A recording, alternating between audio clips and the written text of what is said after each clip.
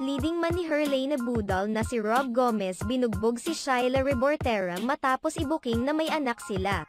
Usap-usapan ngayon sa ilang mga social media platforms ang ibinahaging post ng beauty queen na si Shyla Rebortera.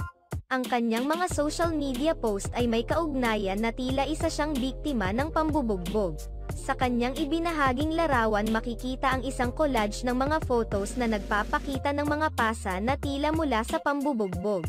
Subalit, hindi naman makikita sa kanyang post ang mukha ng babae. Subalit ni-repost naman ito ng isang pageant page.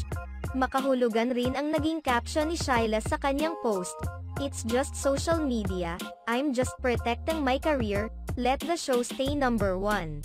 Ang mga pahayag na ito ay gamit ng mga taong nais alagaan ang kanilang mga showbiz career higit pa sa lahat ng bagay.